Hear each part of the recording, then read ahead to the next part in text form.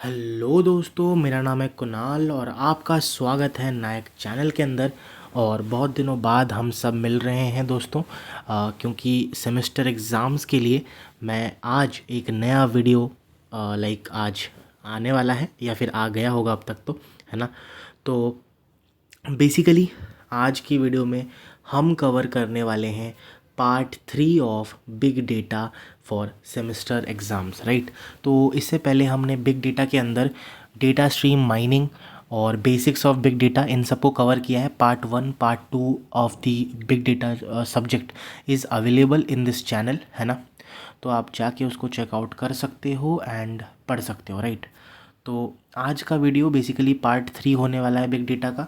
And इस video के अंदर हम बात करने वाले हैं कंप्लीट हडूप के बारे में। यहाँ पे लिखा हुआ है, डिटेल्ड नोट्स है, और उसी से आपको पता चल रहा होगा कि इस लेक्चर के बाद आपको ये पूरे नोट्स जो हैं डिस्क्रिप्शन में अवेलेबल हो जाएंगे। टेलीग्राम चैनल में भी आपको मिल जाएगा। रही बात टेलीग्राम चैनल की दोस्तों, टेलीग्राम चैनल का लिंक जो है वो आपको इसी वीडियो के नीचे डिस्क्रिप्शन में मिल जाएगा। अगर आपको स्टडी मटेरियल, नोट्स वगैरह कुछ भी चाहिए तो वहाँ से आप जाके देख सकते हो। और इस वीडियो का जो है बेसिकली मोटिव मेरा यही है कि इस वीडियो के अंदर हम पूरे हडूप को, that is a framework for big data, आज हम पूरा कवर करें। A to Z सारी चीज़ें जो सेमेस्टर एग्ज़ाम्स के लिए इंपॉर्टेंट है इस यूनिट के अंदर, वो हम कवर करें। क्या क्या टॉपिक कवर करने वाले हैं ये दोस्तों मैं वीडियो के नीचे डिस्क्रिप्शन में डाल दूंगा। जैसे कि आप टॉपिक वाइज है कि नहीं आपके टॉपिक, वो आप कवर कर सकते हो, राइट। और मैंने कोशिश किया है कि मैं सारे टॉपिक्स को कवर करूँ जो कि बेसिकली यूनिवर्सिटीज़ में पूछी जाती है, और कॉमन टॉपिक्स को भी मैंने इंक्लूड करने की कोशिश करी है। तो अगर आपने पार्ट 1 और 2 नहीं देखा है तो make sure to watch that video पहले, उसके बाद आप पार्ट 3 से कंटिन्यू करिए, है ना। और चलिए स्टार्ट करते हैं आज का दोस्तों वीडियो। सबसे पहली बात, व्हाट इज़ हडूप, है ना। सबसे पहला सवाल आता है कि भाई चैप्टर शुरू कर रहे हैं तो हडूप होता क्या है। दोस्तों हडूप, मैं सीधा बता रहा हूँ आपको, Hadoop is a open source framework, ठीक है ना। पहली चीज़, जो कि बिग डेटा मतलब लार्ज वॉल्यूम ऑफ डेटा को स्टोर और प्रोसेस करने में इस्तेमाल होता है। किस चीज़ में, एक डिस्ट्रीब्यूटेड और पैरेलल एनवायरनमेंट के अंदर। पैरेलल प्रोसेसिंग एनवायरनमेंट होगा, डिस्ट्रीब्यूटेड एनवायरनमेंट होगा। वहाँ पे जब हम लार्ज अमाउंट ऑफ डेटा को प्रोसेस करते हैं, स्टोर करते हैं, उसके लिए जो फ्रेमवर्क चाहिए होता है उसको हम क्या बोलते हैं, हडूप बोलते हैं। यहाँ पे लिखा भी हुआ है, हडूप इज़ बेसिकली हमारे पास यहाँ पे डिस्ट्रीब्यूटेड और पैरेलल प्रोसेसिंग एनवायरनमेंट, स्केलेबल होता है, फॉल्ट टॉलरेंट होता है, efficient and large volume data को जो है ये डील करता है। अब दोस्तों जो हडूप होता है ना, वो दो मेन कंपोनेंट या कोर कंपोनेंट से मिलकर बना होता है, दैट इज़ HDFS और map reduce. HDFS is basically Hadoop distributed file system, जहाँ पे जो डेटा है उसको हम स्टोर करते हैं बैच प्रोसेसिंग में।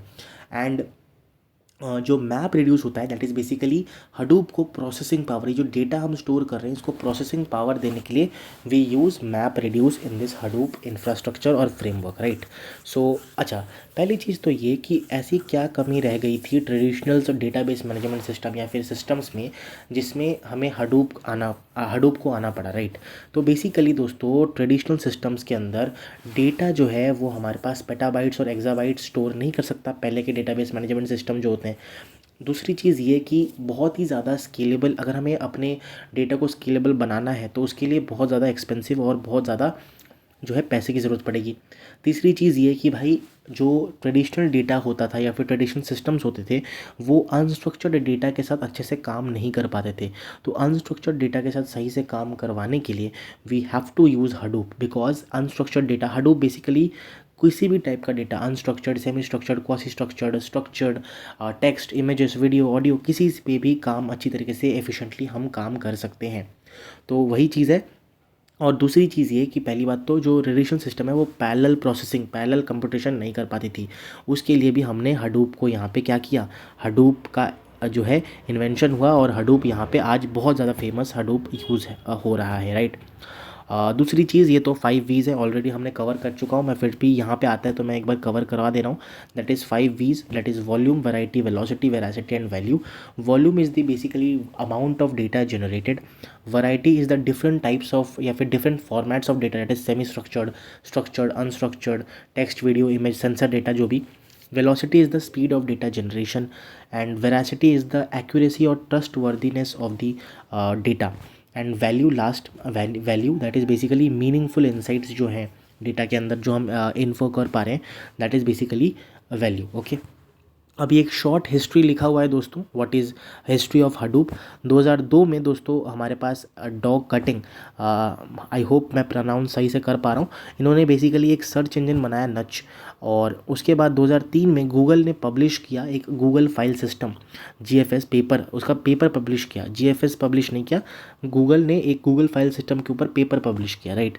उसके बाद गूगल ने मैप रेड्यूस के ऊपर पेपर प्रोड्यूस किया, एंड देन नच ने जीएफएस और मैप रेड्यूस को इम्प्लीमेंट कर दिया। इन दोनों के पेपर के माध्यम से नच ने क्या किया, बेसिकली नच ने इम्प्लीमेंट किया जीएफएस और मैप रेड्यूस को। एंड देन याहू ने ज्वाइन किया, एंड लास्टली फिर हडूप जो है प्रोजेक्ट बना। और हडूप जो है एक बेसिकली टॉय एलिफेंट के नाम पे हमारे पास बना। और आज भी आप देखोगे, आगे हम पढ़ेंगे, जैसे अपाचे महावत हो गया, तो जो हाथी को चलाता है, राइट। तो इन्हीं सब नामों पे हमारे पास जो है ये पूरा इकोसिस्टम बिग डेटा का बना हुआ है। देन हडूप 2011 में हडूप 1 रिलीज़ हुआ, एंड हमने देखा कि मैप रेड्यूस जो है वो सिर्फ प्रोसेसिंग और रिसोर्स एलोकेशन दोनों काम कर रहा है। तो हमने स्पेसिफिकली रिसोर्स एलोकेशन के लिए यहाँ पे एक नया जो है फ्रेमवर्क डिफाइन किया, दैट इज़ यान, येट अनदर रिसोर्स नेगोशिएटर, है ना, वो भी हम आगे पढ़ने वाले हैं। फिर हमारे पास हडूप 3.0 रिलीज़ और बेटर परफॉर्मेंस के लिए कोडिंग वगैरह इंश्योर करता है, ये सारी चीज़ें एनहांसमेंट हुई, राइट। तो this is a small history of Hadoop. अब हडूप इकोसिस्टम के अंदर दोस्तों आप देख सकते हो कि हमारे पास यहाँ पे मेन दो चीज़ें मैंने आपको बताई थी। हडूप जो है किससे बना हुआ है, दैट इज स्टोरेज एचडीएफएस, और प्रोसेसिंग के लिए मैप रेड्यूस और मैप रेड्यूस, है ना। तो map reduce basically processing power देता है, इतने लार्ज अमाउंट ऑफ डेटा को प्रोसेस करने के लिए जो पावर है, पैरेलल प्रोसेसिंग करने के लिए जो पावर है, वो हमारा मैप रेड्यूस देता है। और जो स्टोरेज के लिए बेसिकली जो हमारा मेन स्टोरेज के लिए जो कैपेसिटी है, वो हमारा एच प्रोवाइड करता है। तो ये basically stores large amount of data across clusters. अब क्लस्टर्स क्या होता है, cluster is basically multiple computers या फिर जो नोड्स हैं उसके कलेक्शन को दोस्तों हम क्या बोलते हैं, क्लस्टर बोलते हैं, ठीक है ना। और फिर हमने स्पेसिफिकली अब 2000 जो वर्जन 2 है हडूप का, उसके बाद से यान आता है जो कि रिसोर्स को एलोकेट और मैनेज करता है टास्क को। तो उसके लिए, वरना यही काम यान जो अभी करता है वो पहले मैप रिड्यूस करता था, बट हडूप वर्जन 2 के बाद अब ये काम यान को सौंपा गया है, राइट। फिर डेटाबेसेस के लिए हमारे पास no SQL databases, no relational database हम यूज़ करते हैं, एचबेस, कैसेंड्रा वगैरह वगैरह। और यहाँ पे एक बेसिकली हमारा पूरा हडूप का इकोसिस्टम का एक चार्ट दिया गया है। जैसे स्टोरेज में एचडीएफएस, एचबेस वगैरह वगैरह हो गया। इंजेक्शन मतलब डेटा कहाँ से हम कलेक्ट कर रहे हैं, जैसे कलेक्ट करने के लिए डेटा को रियल टाइम एनालिटिकल प्लेटफॉर्म्स हम यूज़ करते हैं, जैसे अपाचे काफका, अपाचे फ्लिंक हो गया, है ना, अपाचे इम्पाला। और डेटा कलेक्शन के लिए अपाचे फ्लूम, है ना, इन सब की आप एग्जांपल देख सकते हो, ठीक है। मैनेजमेंट और कोऑर्डिनेशन के लिए हम जू कीपर, ठीक है, ऊजी, क्योंकि वर्क फ्लो मॉनिटरिंग के लिए हम ऊजी वगैरह का यूज़ करते हैं। तो ये बेसिकली कुछ एग्जांपल से नाम है जो आपको याद रखना चाहिए। वाई हडूप, हडूप में क्या ऐसी खासियत है, पहली बात तो इकोनॉमिकल है, रिलायबल है, अवेबिलिटी उसकी बहुत ज़्यादा है, स्केलेबल बहुत ज़्यादा है। और बेसिकली स्केलेबल है तो ज़्यादा चीपर वे में स्केलेबल है ना, बहुत चीप है। और हाई थ्रूपुट, स्कीमा वगैरह कुछ डिफाइन नहीं होता, इतने हाई जो है लार्ज फाइल्स को हम मैनेज करते हैं विदाउट एनी प्रॉपर इतना ज़्यादा कुछ करे बिना, ठीक है। ईजी टू यूज़ है, सब लोग डिस्ट्रीब्यूटेड हैं, तो एक फ्रेमवर्क है, सारी चीज़ें जो है ईजिली यूज़ हो सकती हैं। अब जो हमारा आर्किटेक्चर है बेसिकली हडूप का, आपको मैंने बता चुका हूँ, फिर से यहाँ पे लिखा हुआ है, that is basically storage layer में हम एचडीएफएस का इस्तेमाल करते हैं, प्रोसेसिंग लेयर में मैप रिड्यूस, और अब जो है वर्जन 2 के बाद रिसोर्स मैनेजमेंट में हम यान का इस्तेमाल करते हैं। एप्लीकेशन लेयर में हम हाइव या पिग वगैरह का इस्तेमाल करते हैं। Pig is basically query language, query tool, जहाँ पे आप स्पेसिफिकली जो है क्वेरी लिख सकते हो on the Hadoop environment, right. Hadoop modes of operation, basically दोस्तों हमारे पास यहाँ पे जैसे मैंने आपको बताया कि हडूप जो है एक डिस्ट्रीब्यूटेड एनवायरनमेंट में जो है काम करता है। तो यहाँ पे हमारे पास वही चीज़ है, मोड ऑफ ऑपरेशन सबसे पहले स्टैंड अलोन, जहाँ पे कोई एचडीएफएस यूज़ नहीं होता, स्मार्ट फाइल सिस्टम यूज़ होता है, सिंगल मशीन होता है, और स्मॉल जॉब्स के लिए यूज़ होता है, सिंपल सी बात है, जो कि बिना एचडीएफएस के होता है, स्टोरेज सिस्टम कुछ नहीं होता। स्यूडो डिस्ट्रीब्यूटेड का मतलब होता है कि जितने भी डेमन्स हैं, डेमन्स बेसिकली हमारे पास क्या होते हैं, नोड्स आप कह सकते हो, या फिर कह सकते हो कि ये पर्टिकुलर काम करने वाला इंसान या फिर जो सिस्टम है ना, तो एक मशीन में ही वो काम करता है। जैसे सिंगल नोड क्लस्टर हमारे पास होता है, और फुल्ली मतलब हमारे पास फुल्ली डिस्ट्रीब्यूटेड के अंदर मल्टी नोड क्लस्टर बनते हैं, मतलब मल्टीपल जो कंप्यूटर्स हैं या नोड्स हैं वो बेसिकली कनेक्टेड होते हैं एंड क्लस्टर बना के काम करते हैं। Now comes the very very important topic of the today's video, that is HDFS, है ना, that is Hadoop Distributed File System। दोस्तों ये क्या होता है, दिस इज़ मैंने आपको ऑलरेडी बताया, this is the storage system of Hadoop. ये जो है लार्ज फाइल्स को डिवाइड करके ब्लॉक्स के अंदर स्टोर करता है हडूप एनवायरनमेंट के अंदर, ठीक है ना। हडूप बेसिकली अंदर, हडूप के अंदर हमारे पास एक डिस्ट्रीब्यूटेड फाइल सिस्टम होता है, दैट इज़ कॉल्ड HDFS। ये जो है लार्ज फाइल्स को ब्लॉक्स के अंदर डिवाइड करता है और डिस्ट्रीब्यूट कर देता है अमंग द मल्टीपल मशीन्स। ये जो है फॉल्ट टॉलरेंट होता है, स्केलेबल होता है और हाई थ्रूपुट हमें देता है। होता क्या है, ब्लॉक क्या होता है, सबसे पहली बात तो हम डिवाइड करते हैं इसको ब्लॉक में। तो ब्लॉक क्या होता है, block is the minimum amount of data that can be read और write by the on the HDFS environment, right. तो हम कितना डेटा को रीड और राइट कर सकते हैं एक ही टाइम पे, मिनिमम अमाउंट ऑफ डेटा कितना हम रीड और राइट कर सकते हैं, दैट इज़ कॉल्ड हमारे पास ब्लॉक। और हर एक ब्लॉक का साइज़ जो है वो 64 MB से लेकर 128 MB तक होता है। और ये जो है HDFS के अंदर हम रेप्लिकेट करते हैं, इसी डेटा का हम डुप्लीकेट करते हैं 3 टाइम, बाय डिफ़ॉल्ट 3 टाइम रहता है, इसीलिए ये जो है फॉल्ट टॉलरेंट है। अब हम देखेंगे दोस्तों HDFS का पूरा architecture, this is very important. तो मैं आपको यही रिक्वेस्ट करूँगा कि आप इसको अच्छी तरीके से सुनिए। सबसे पहली बात तो हमारे पास जो आर्किटेक्चर में आता है that is called name node. Name node क्या होता है, नेम नोड इज़ बेसिकली ऐसा एक नोड जिसे हम लोग मास्टर डेमन नोड भी बोलते हैं। ये जो है मेंटेन मैनेज दो काम करता है। क्या करता है, मेंटेन करता है, मैनेज करता है, किसको, डेटा नोड्स को। तो सबसे पहले हम देख लेते हैं डेटा नोड क्या होता है। दोस्तों डेटा नोड जो है ना, डेटा नोड को हम स्लेव डेमन भी बोलते हैं, ठीक है। ये क्या करता है, एक्चुअल डेटा को स्टोर करता है in the form of block. Data nodes के अंदर ब्लॉक्स होती हैं, ठीक है। यही ब्लॉक्स जो हैं ये आगे जाके क्वेरी परफॉर्म करता है, ऑपरेशंस रीड और राइट, ये सब सारी चीज़ें होती हैं। एक्चुअल डेटा इसी के अंदर होता है, किसके अंदर, डेटा नोड के अंदर। डेटा नोड के अंदर ब्लॉक होता है, ब्लॉक्स के अंदर डेटा होता है, और ये सारी जो ऑपरेशंस है वो परफॉर्म करती है। रेप्लिकेशन हो गया वो परफॉर्म करती है। और बेसिकली जो बेसिकली डेटा नोड जो है वो क्या करती है, इन्फॉर्मेशन भेजती है नेम नोड को। कुछ भी अपडेट होता है या फिर अपना ब्लॉक का रेप्लिका मतलब डुप्लीकेट अगर बनता है तो वो उसका इन्फॉर्मेशन भी नेम नोड को देती है। तो नेम नोड क्या करता है, नेम नोड बेसिकली मेंटेन करता है, मैनेज करता है, किसको, डेटा नोड्स को।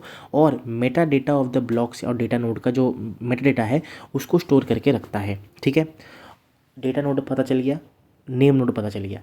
अब बात करते हैं FSI और एडिट क्या होता है। सबसे पहली बात तो अगर मैं FSI की बात करूँ, that is floor space index. ये एक ऐसा फाइल है जो कि कंप्लीट मेटा डेटा को स्टोर करके रखता है, किसका, HDFS फाइल सिस्टम का। कोई एक स्पेसिफिक पॉइंट ऑफ टाइम में, एक स्पेसिफिक पॉइंट ऑफ टाइम में जो मेटा डेटा है HDFS फाइल सिस्टम का, उसका पूरा जो कंप्लीट इन्फॉर्मेशन है, मेटा डेटा है, वो स्टोर करके रखता है FSI। साथ में एडिट लॉग्स। एडिट लॉग्स क्या होता है, रिकॉर्ड ऑफ एवरी चेंज। दोस्तों जैसे मान लो कि मेरे पास, हम क्या करते हैं ना, ये डेटा जो ब्लॉक्स होती है ना, हम इन ब्लॉक्स को बेसिकली यहाँ पे एग्जांपल सबसे पहले देख लेते हैं। अगर मान लो मेरे पास एक 500 MB का फाइल है, 500 MB के फाइल को मैंने स्टोर करना चाहता हूँ, तो मैं ब्लॉक साइज़ 128 MB का बनाऊंगा। तो मैं 4 ब्लॉक बनाऊंगा, 128 MB, 128 MB, 128 MB, और लास्ट वाला क्योंकि कम रह गया तो 116 MB का रहेगा। तो डिवाइड कर लिया मैंने। तो ईच ब्लॉक, अब जो 4 ब्लॉक बने हैं ना, अब इन 4 ब्लॉक का 3-3 करके हम जो है क्या बनाएंगे, रेप्लिका बनाएंगे, राइट। तो यहाँ पे हम क्या करेंगे, रेप्लिकेशन फैक्टर हमारे पास 3 होगा, राइट। तो each block is stored across 3 data nodes. तो इस बेसिकली 128 का 3 और 2 बनेगा, तो टोटल 3 हमारे पास यहाँ पे डुप्लीकेट्स बन जाएंगे। टोटल 3 नोड्स होगा सेम टाइप का, सेम वैल्यू स्टोर करने वाला, जिससे फॉल्ट टॉलरेंट हो सके। अब जो है ना, कि जैसे कितना रेप्लिका बनाया, ठीक है ना, या कौन से ब्लॉक ने कौन सा रेप्लिका बनाया, ये सारी इन्फॉर्मेशन जो है ना, ये सारे इन्फॉर्मेशन को जो है एक रिकॉर्ड, इन सब इन्फॉर्मेशन का रिकॉर्ड जो है वो एडिट लॉग्स में रहता है। अगर दोस्तों मैं आपको पहले बता दे रहा हूँ, आपको एडिट लॉग्स और FSI समझना पड़ेगा, तभी जाके आप सेकेंडरी नेम नोड को समझ पाओगे। इसीलिए मैं आपको फिर से एक बार समझा देता हूँ कि मैंने क्या बोला। जब भी आप आपके डेटा को डिवाइड करते हो ब्लॉक्स के अंदर, तो ब्लॉक्स जो हैं वो 64 से लेकर 128 MB का होता है। अब ये जो ब्लॉक्स हैं ये फर्दर जो है क्या करता है, HDFS Hadoop distributed file system क्या करता है, इसको बेसिकली इसका रेप्लिका बना लेता है, डुप्लीकेट बना देता है, just for the fault tolerant जो है हमारा फीचर है उसकी वजह से, ठीक है ना। जिससे अगर हमारे पास लॉस्ट होता है डेटा, तो हमारे पास बाकी डेटा जो है वो रहे उस जगह, राइट। अब जो है वो उसी डेटा कहाँ पे रेप्लिकेट हुआ, कब रेप्लिकेट हुआ, इन सारी चीज़ों का जो इन्फॉर्मेशन है वो एडिट लॉग्स में स्टोर होता है। और एफएसआई क्या होता है? एफएसआई बेसिकली पूरा meta data of the HDFS file system, एक पर्टिकुलर टाइम का इंस्टेंस का स्टोर करता है एफएसआई। अब दोस्तों हमारे पास बात आती है सेकेंडरी नेम नोड क्या करते हैं। इसको हम हेल्पिंग डेमन भी बोलते हैं। ये बेसिकली दोस्तों जैसे हमने हर एक ब्लॉक का रेप्लिका बना दिया, अगर कोई एक ब्लॉक नष्ट होगा तो दूसरा ब्लॉक के पास उसका इन्फॉर्मेशन रहेगा जिससे हमारे पास डेटा रिकवर हो पाए। बट अगर नेम नोड का इन्फॉर्मेशन ही लॉस्ट हो गया, नेम नोड का जो इन्फॉर्मेशन है, मेटा डेटा जो भी स्टोर हुआ है, वही अगर दिक्कत कर देता है तो फिर तो सब खत्म। इसी वजह से हमने क्या किया कि जो नेम नोड का डेटा है उसका बैकअप हमने रखा सेकेंडरी नेम नोड के अंदर। ठीक है, तो ये क्या करता है, जितने भी एडिट लॉग्स हैं, जितना भी एफएसआई है, वो सबको कंबाइन करता है रेगुलर इंटरवल ऑफ टाइम में और नेम नोड से अपने अंदर ले लेता है, that is secondary name node में स्टोर होता है। और इसी प्रोसेस को, कौन सा प्रोसेस की combination merging of the edit logs and information of the name node on regular interval, इसी प्रोसेस को हम चेक पॉइंटिंग बोलते हैं। तो यहाँ पे आप देख सकते हो सबसे पहले नेम नोड के अंदर एफएसआई इमेज था, एडिट लॉग और न्यू एडिट लॉग आया, दैट इज़ न्यू। कोई मान लो कोई एक ब्लॉग जो है उसने अपना रेप्लिका बनाया, तो उसने उसका जो इन्फॉर्मेशन है वो बेसिकली नेम नोड को दिया, तो नेम नोड में न्यू एडिट लॉग आ गया। इन दोनों को मर्ज करके दोस्तों हमारे पास सेकेंडरी नेम नोड में जो है बैकअप या फिर रेगुलर इंटरवल में जो है अपडेट हो रहा है, बैकअप हम ले रहे हैं। इसी को हम चेक पॉइंटिंग बोलते हैं प्रोसेस को।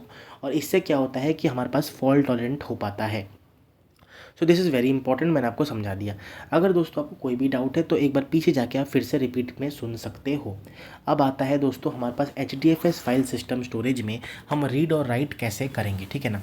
तो मैं आपको बहुत ईजिली समझा देता हूँ। सबसे पहली बात तो अगर राइट ऑपरेशन की मैं बात करूँ, अगर कोई क्लाइंट जो है वो रीड और राइट ऑपरेशन परफॉर्म करना चाहता है, तो बेसिकली अगर 248 MB का मान लो मेरे पास एक फ़ाइल है, तो मैंने इसको दो ब्लॉक्स में बांट दिया। एक होता है 128 MB का ब्लॉक, जिसको मैं ब्लॉक ए बोल रहा हूँ, और एक होता है 128 MB का ब्लॉक, जो ब्लॉक बी है।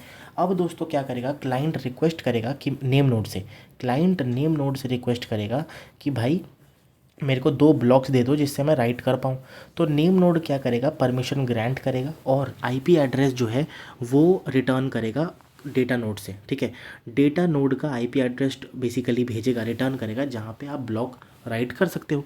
तो जैसे ब्लॉक ए है तो IP address of data node उसने मान लो हमारे नेम नोड ने रिटर्न किया 246 डेटा नोड में आप जो है अपना ब्लॉक राइट कर सकते हो। और ब्लॉक बी के लिए हमारे पास आईपी एड्रेस डेटा नोड ने 137। अब आप पूछ रहे होगे सर ये 246 और 137 क्या है।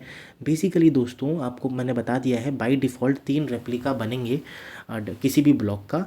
इसी वजह से उसने ये 3 जो है आईपी एड्रेसेस दिया जहाँ पे आप ब्लॉक फॉर्म कर सकते हो इस डेटा नोड के अंदर।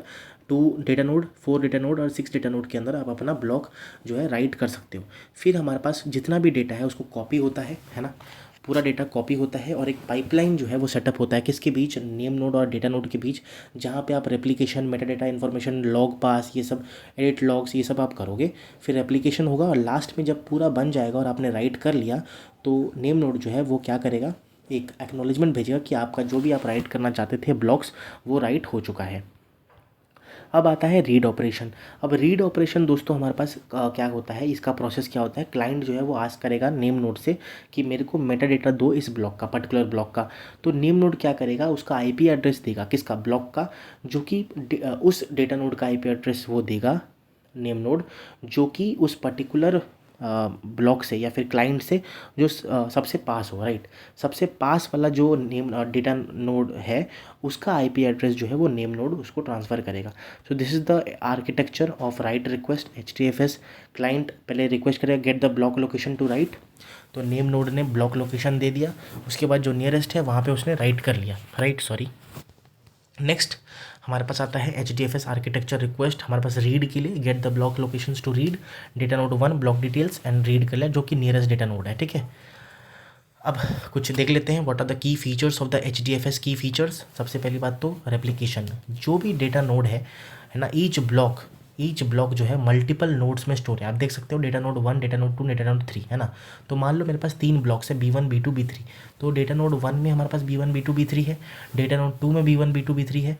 तो अगर मान लो B3 डेटा नोड 1 में B3 हमारे पास लॉस्ट हो जाता है तो हमारे पास डेटा नोड 2 में B3 ऑलरेडी अवेलेबल है, राइट। तो ईच ब्लॉक मल्टीपल नोड्स हमारे पास है, मल्टीपल नोड्स के अंदर हर एक ब्लॉक का जो है रेप्लिका है, उसी को हम रेप्लिकेशन बोलते हैं। सेकेंड इज़ फॉल्ट टॉलरेंस, अगर एक भी नोड फेल होता है तो डेटा जो है वो उसके रेप्लिकाज में अवेलेबल है, तो फॉल्ट टॉलरेंट है। Scalability, can adds more nodes easily, है ना, बहुत सारे नोड्स हम ईजिली उसको और डाल सकते हैं और बना सकते हैं, स्केलेबल है। Second is data locality. दोस्तों हम पहले क्या करते हैं, ट्रेडिशनल में हम डेटा को जो है वो मूव करते थे, बट इस केस में हडूप डिस्ट्रीब्यूटेड फाइल सिस्टम में हम कंप्यूटेशन को मूव करते हैं, डेटा एक जगह रहता है, हम प्रोसेसिंग को जो है वो मूव करते हैं डेटा के पास। रैक अवेयरनेस, बेसिकली ब्लॉक्स जो हैं वो डिफरेंट डिफरेंट रैक्स में स्टोर होता है, मैं आगे बढ़ाने वाला हूँ वो चीज़। और डेटा इंटीग्रिटी को मेंटेन करने के लिए, जिससे डेटा करेक्ट रहे, कोई दिक्कत ना हो, उसको इंश्योर करने के लिए हम चेकसम भी लगाते हैं during the read write operation in the HDFS। अब रैक अवेयरनेस क्या होता है दोस्तों, रैक बेसिकली हमारे पास मल्टीपल नोड्स को बेसिकली एक रैक के अंदर, rack is basically nothing but एक रैक होता है, उसके अंदर ना मल्टीपल नोड्स कंप्यूटर्स होते हैं और उनका एक सिंगल कंट्रोल होता है। सिंगल कंट्रोल किसके पास होता है, रैक स्विच के पास। अब बहुत सारे रैक स्विच हैं, वो जो है बेसिकली कंट्रोल किया जाता है किससे, कोर स्विच से, सीधी सी बात है। और फिर बहुत सारे कोर स्विच जो है वो कंट्रोल होता है हडूप क्लस्टर से, ठीक है। मैं आपको फिर से बता दे रहा हूँ, हडूप जो है वो अपना क्या करता है, रेप्लिकास को स्टोर करता है अक्रॉस द रैक्स। क्यों, फॉल्ट, ठीक है, फॉल्ट टॉलरेंट के लिए यूज़ होता है। और हर एक जो रैक है वो 30 to 40 नोड्स हमारे पास रखता है, और communication within the rack is faster than between the racks, सीधी बात है, ठीक है ना।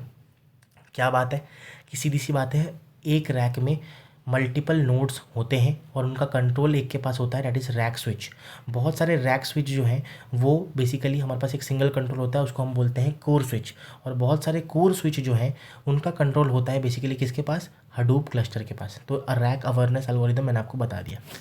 अब दोस्तों कुछ फाइल्स हैं हडूप कॉन्फ़िगरेशन फाइल्स, ये है basically core site XML, HDFS site XML, MapReduce site XML और यान साइट XML। अब कोर साइट XML बेसिकली दोस्तों हडूप के जो कॉन्फ़िगरेशन, कॉमन कॉन्फ़िगरेशन है वो स्टोर करके रखता है, या फिर उसके अंदर वो सारी कॉन्फ़िगरेशन से लिखी होती हैं। HDFS साइट XML के अंदर जो HDFS मतलब स्टोरेज के लिए जो स्पेसिफिक पाथ्स हैं या फिर रेप्लिकेशन जो हुआ है उन सब का जो कॉन्फ़िगरेशन है वो लिखा जाता है। मैपरेड के अंदर मैप रेड्यूस जो जॉब सेटिंग्स है जो हम पढ़ेंगे आगे, वो सारी लिखी होती है। यान के अंदर जो रिसोर्स मैनेजमेंट सेटिंग्स है वो लिखी होती है। तो ये कुछ इस तरीके से XML फाइल होता है, देख सकते हो आप राइट साइड में, इस तरीके से वो दिखता है। अब HDFS के कुछ कमांड्स भी हैं, जब आप इसको प्रैक्टिकल करोगे तो आप ये सारे कमांड्स यूज़ करोगे, जैसे Hadoop FS MKDR path, basically कोई डायरेक्टरी क्रिएट करना हो तो, डिलीट करने के लिए, डाउनलोड करने के लिए, फाइल को अपलोड करने के लिए, ये सारी चीज़ें कमांड यूज़ होती है। आप एक गो थ्रू कर सकते हो ये सारी कमांड, जब आप प्रैक्टिकल परफॉर्म करोगे तो आप ये कमांड्स यूज़ करते हो, है ना। अगर आपको स्टार्ट और स्टॉप कमांड जानना है तो दैट इज़ स्टार्ट DFS। अगर आपको DFS that is distributed file system आपको स्टार्ट करना है तो आपको यही कमांड यूज़ करना पड़ेगा। और अगर स्टॉप करना है तो स्टॉप वाला, स्टार्ट यान को स्टार्ट और स्टॉप करने के लिए, और सारे प्रोसेसेस या सारे जो हडूप के सर्विसेज हैं उसको स्टार्ट करने के लिए और स्टॉप करने के लिए स्टार्ट ऑल SH यूज़ करना पड़ता है, स्टॉप ऑल SH यूज़ करना पड़ता है, ठीक है। नेक्स्ट दोस्तों हमारे पास जो है that is called YARN, but YARN से पहले we will cover the map reduce, okay. तो मैप रेड्यूस क्या होता है, एक सेकेंड थोड़ा पानी पी लेते हैं।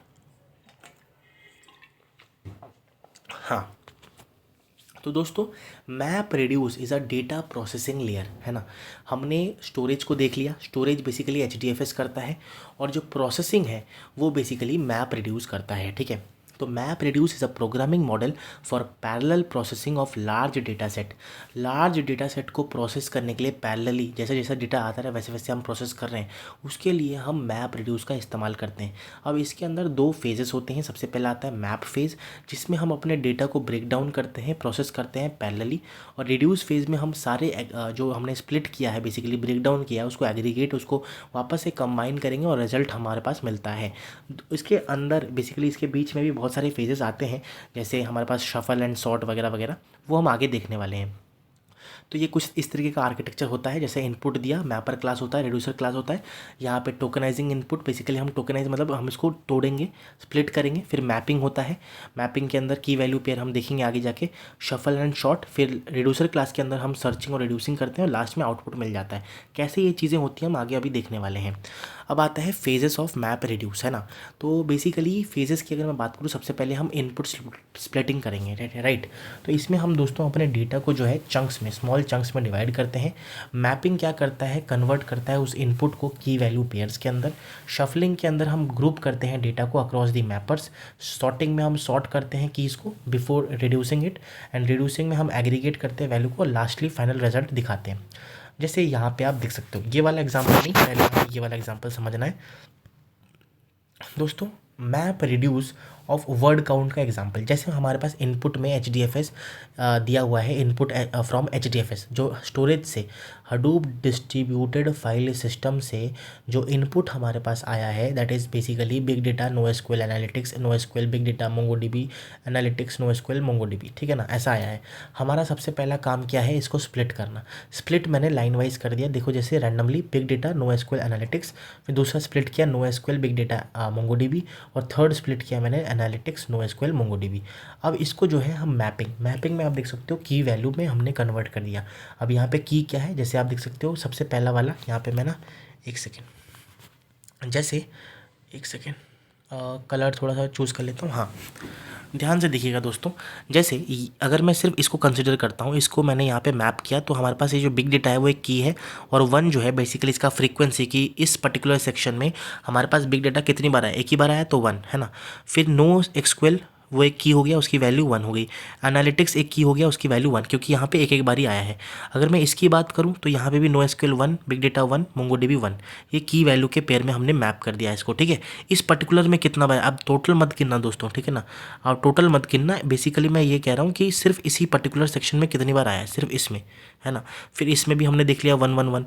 अब हमने शफल किया इसको, शफल का मतलब होता है हमने इस पूरे को अब देखा, शफल करके कितनी बार बिग डेटा आ रहा है, तो बिग डेटा एक एक, ठीक है। मैंने जहाँ जहाँ आ रहा था उसको काउंट बढ़ा दिया, one one. NoSQL one one one आ गया, 3 बार आया है। एनालिटिक्स जो है वन वन 2 बार आया है। MongoDB 2 बार आया है, राइट। अब जो है शफलिंग के बाद दोस्तों हम रिड्यूस करते हैं। रिड्यूस का मतलब होता है इसको basically one one one one ना लिखने से अच्छा एक बार कंबाइन करके लिखा जाए, एग्रीगेट करें हम रिजल्ट को, जैसे 112 होता है। फिर NoSQL वन वन वन था, तो इसको एग्रीगेट किया, मतलब कंबाइन किया, तो 3 आया। एनालिटिक्स हमारे पास 2 बार आया, MongoDB हमारे पास 2 बार आया, और यहाँ से हम फाइनल रिजल्ट पाएंगे, दैट इज़ बिग डेटा 2 बार आया है, NoSQL 3 bar, analytics 2 bar, MongoDB 2 bar. So this is all about हमारे पास मैप रिड्यूस क्या, map reduce of word count example. कैसे हम वर्ड काउंट कर सकते हैं ये हमने यहाँ पे देख लिया, है ना। अब दोस्तों हम आगे जाएंगे और हम देखेंगे मैप रिड्यूस के अंदर शफल सॉर्ट क्या करता है ना। एक सेकेंड, हाँ, हमने देख लिया कैसे वर्क फ्लो मैंने आपको बता दिया है दोस्तों। सबसे पहले क्लाइंट जॉब को सबमिट करेगा, जॉब जो है वो इनपुट मतलब डिवाइड होगा, स्प्लिट हम करेंगे। मैपर जो है स्प्लिट को जनरेट करेगा, इंटरमीडिएट रिजल्ट जनरेट करेगा, एक आउटपुट। शफल होगा, सॉर्ट होगा, जैसे मैंने आपको समझाया वही चीज़ होगी। यहाँ पे फेलर्स और टास्क फेलियर, 2-3 के फेलर्स होते हैं, जैसे मान लो नोड फेलियर हो गया, data read from replicas, task failure, task retired on another node. ये सारी चीज़ें दोस्तों आप थ्योरी वाइज है, आप एक बार गो थ्रू कर सकते हो, मैं इसके नहीं जा रहा, जो मेन कंसेप्ट है वो कवर कराने की कोशिश करता हूँ, ठीक है।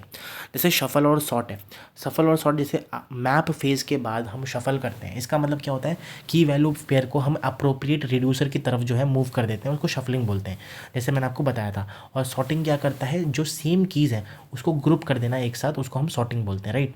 सो यही है डेटा टाइप फॉर्मेट। हमारे पास 4 टाइप के फॉर्मेट होते हैं मैप रिड्यूस के अंदर, टेक्स्ट इनपुट, की value text input, sequence file input, और एक एन लाइन इनपुट। जैसे इसमें fix line of number of lines जो है पर स्प्लिट होगा। और ये अगर की वैल्यू टेक्स्ट इनपुट की बात करूँ तो की वैल्यू पर लाइन होगा। डिफ़ॉल्ट हमारे पास होता है एक, जो कि डिफ़ॉल्ट प्लेन टेक्स्ट होता है, और एक होता है बाइनरी, जो कि 0101 में हमारे पास स्प्लिट हम कर सकते हैं। ये स्प्लिटिंग मेथड्स है। What are the features of map reduce? पहली बात तो स्केलेबल है, फॉल्ट टॉलरेंट है और पैरेलल कंप्यूटेशन होता है, पोर्टेबल है, हर लैंग्वेज को सपोर्ट करता है, इजी रिकवरी फ्रॉम फेलियर। तो जब आप प्रैक्टिकल करोगे दोस्तों, आप जो मैप रेड्यूस का प्रोग्राम लिखोगे, आप जावा से भी लिख सकते हो, पाइथन से भी लिख सकते हो, ठीक है। अगर दोस्तों आप हडूप, बेसिकली हडूप जो है वो जावा लैंग्वेज के ऊपर बना है, तो पूरा हडूप जो है अपाचे हडूप वो हमारा जावा पे लिखा गया है। बट अगर आप जो हडूप स्ट्रीमिंग है वो हमें नॉन जावा लैंग्वेजेस यूज़ करने के लिए अलाउ करता है मैपर और रिड्यूसर फंक्शंस को लिखने के लिए। तो उसके लिए हमें जो है हडूप जार यूज़ करना पड़ता है, हडूप स्ट्रीमिंग डॉट जार, जिससे हम जो है अलग अलग लैंग्वेजेस यूज़ कर पाएँ, ठीक है। ये जो है स्पार्क का आर्किटेक्चर है, you can one go through कर सकते हो आप एक बार, जिससे आपको एक आइडिया लग जाए कि what is the spark architecture Apache spark का, ठीक है। Next is batch processing and stream processing. Basically ये जो है हमारे पास यहाँ पे डेटा को जब हम कलेक्ट करते हैं और फिर उसके बाद हम इसको प्रोसेस करते हैं, ठीक है ना। जब डेटा को दोस्तों सबसे पहले हम कलेक्ट करते हैं, उसके बाद जाके प्रोसेस करते हैं, तो उसको हम बैच प्रोसेसिंग बोलते हैं। और डेटा को सबसे पहले हम प्रोसेस कर लेंगे, जब भी वो आए उसको हम स्ट्रीमिंग प्रोसेस बोलते हैं, स्ट्रीम प्रोसेसिंग बोलते हैं, ठीक है ना। जैसा ही डेटा आया उसको हमने प्रोसेस कर लिया तो उसको हम स्ट्रीमिंग प्रोसेसिंग बोलते हैं। और जैसा डेटा आया उसको पहले कलेक्ट किया, पहले फिर स्टोर किया, उसके बाद जाके हमने प्रोसेस किया बाद में, तो उसको बैच प्रोसेसिंग बोलते हैं। तो हडूप, हाइव, स्पार्क ये सब जो है बैच प्रोसेसिंग पे काम करता है। और अगर मैं Kafka, Spark, Flink, Apache Spark, Apache Flink, Apache Kafka ये सब का यूज़ करूँ, RTAP that is real time analytical platform, तो वो जो है हमारे पास यहाँ पे स्ट्रीमिंग प्रोसेसिंग में काम आता है, राइट। स्लो होता है बैच प्रोसेसिंग और ये फास्ट होता है, ये डिफरेंस लिखा हुआ है, मेन मैंने कंसेप्ट आपको बता दिया है इसके बारे में, तो उसकी कोई बात है नहीं, ठीक है। अब दोस्तों हमारे पास आते हैं हम किसके ऊपर, यान के ऊपर, राइट। यान क्या होता है दोस्तों, अभी तक जो काम बेसिकली जब हडूप आया था ना, तो हडूप में दो कोर कंपोनेंट थे, दैट इज़ HDFS, जो कि बेसिकली क्या करता था, डेटा को स्टोर करता था, लार्ज अमाउंट ऑफ डेटा को स्टोर करता था डिस्ट्रीब्यूटेड फाइल सिस्टम में। और जो मैप रिड्यूस है वो क्या करता था, उस डेटा को प्रोसेस करता था parallelly using map and reduce phase, है ना। और उसको रिसोर्स जो उसमें यूज़ होते थे, उस रिसोर्स मैनेजमेंट और एलोकेशन भी क्या कर रहा था, मैप रिड्यूस कर रहा था। बट हडूप वर्जन 2 जब रिलीज़ हुआ, तब जो है हमारे पास यान की एंट्री हुई हमारे पूरे हडूप बिग डेटा के पूरे यूनिवर्स में। और यान that is yet another resource negotiator, ये एक रिसोर्स मैनेजर है, ठीक है, जो कि क्या करता है, बेसिकली ये जो है हमारे पास रिसोर्स मैनेजमेंट और जॉब मॉनिटरिंग का काम करता है हमारे हडूप इकोसिस्टम के अंदर। ये क्या करता है, मॉनिटर करता है, मैनेज करता है सारे जो है रिसोर्सेज को, है ना, रिसोर्सेज को, और सिक्योरिटी वगैरह को कंट्रोल करता है, जो काम पहले मैप रिड्यूसर कर रहा था, ठीक है। यही मेन इसका काम है। इसमें बेसिकली दो कंपोनेंट रहता है दोस्तों, एक होता है रिसोर्स मैनेजर, है ना, और एक होता है नोड मैनेजर।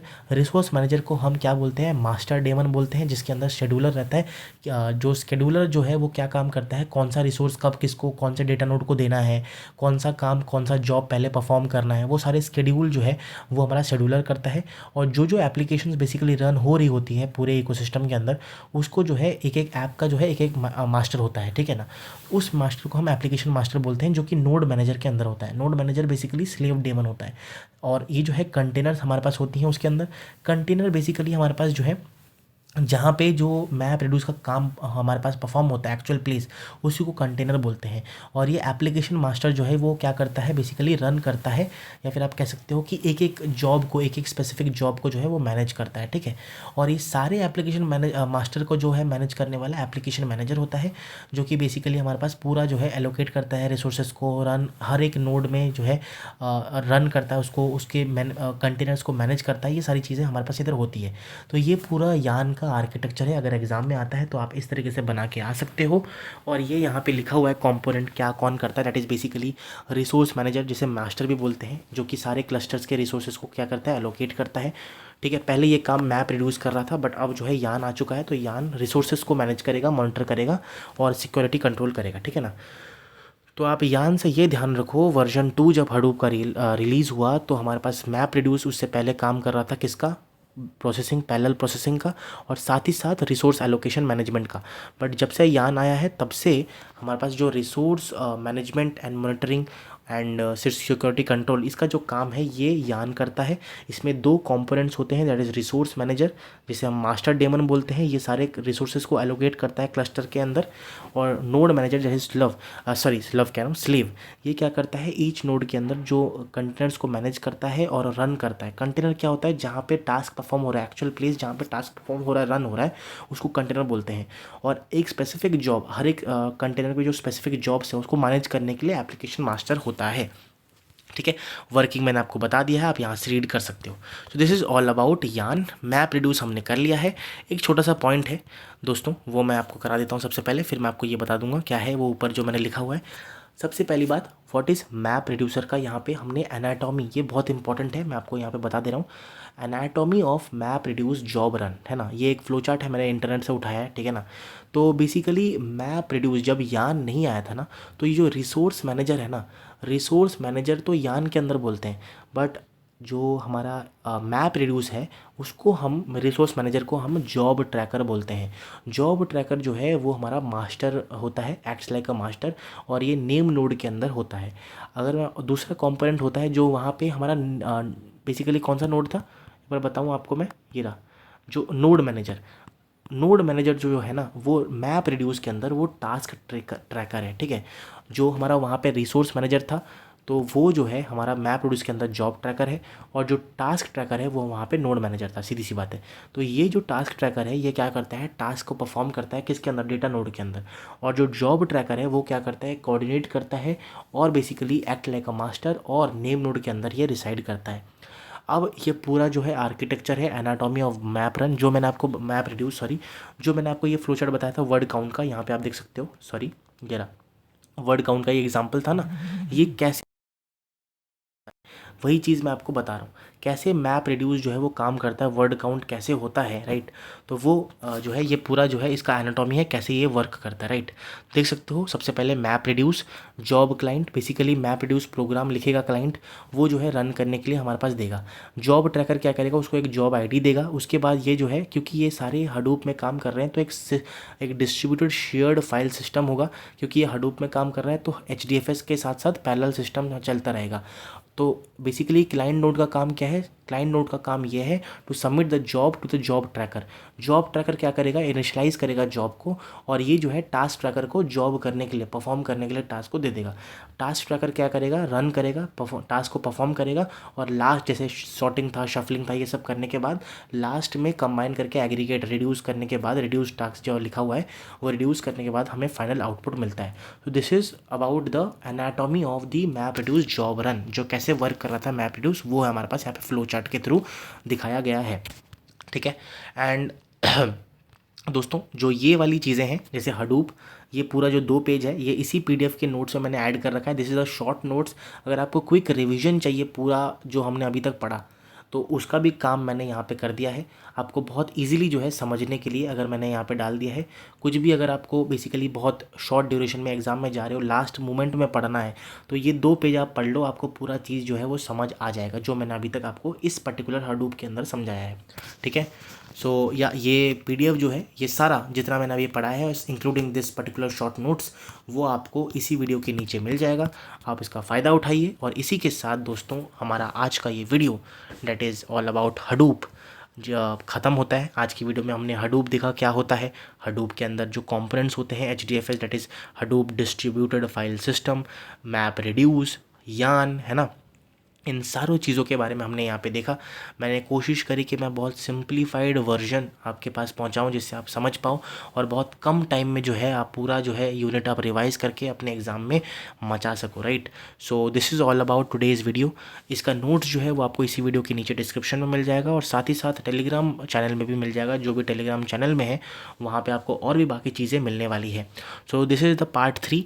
इसके बाद लास्ट और एक पार्ट आने वाला है जिसमें हम कुछ और कंसेप्ट को डिस्कस करेंगे, वो बाद में आपको इसी चैनल में दिख जाएगा, ठीक है। सो मैं उम्मीद करता हूँ आपको आज का वीडियो पसंद आया होगा, कुछ नया सीखने को मिला होगा। Thank you so very much. Please hit the like button. अपने दोस्तों के साथ जो बेसिकली आपके साथ पढ़ रहे हैं, अपने दोस्तों के साथ जो जिसका बिग डेटा एक सब्जेक्ट है या फिर कोई भी इंजीनियरिंग बैकग्राउंड से है, आप उनको शेयर कीजिए जिससे उनका भी फ़ायदा हो सके। तो इसी वीडियो में इसी चैनल के अंदर दोस्तों मैंने बहुत सारी वीडियोज़ सेमेस्टर ओरिएंटेड होके बनाया है, जो कि सेमेस्टर में अच्छा करने के लिए दोस्तों आपके लिए फ़ायदेमंद हो सकता है। साथ ही साथ अगर आप कॉम्पिटिटिव एग्ज़ाम्स के लिए कर रहे हो तो उसके लिए भी मैंने वीडियो डाल रखी है। तो make sure to check out the channel, अच्छे से अपने दोस्तों के साथ शेयर कीजिए, इस पर्टिकुलर वीडियो को लाइक कीजिए और कमेंट कीजिए। कोई भी फीडबैक हो, कुछ भी आपको डाउट हो तो please comment, and Telegram channel join करिए, वहाँ पे आप डाउट पूछ सकते हो, ठीक है ना। So thank you so much. इसी के साथ आज की वीडियो को यहीं पे समाप्त करते हैं। हम मिलेंगे ऐसी एक धमाकेदार वीडियो में, तब तक के लिए thank you so much. Bye bye.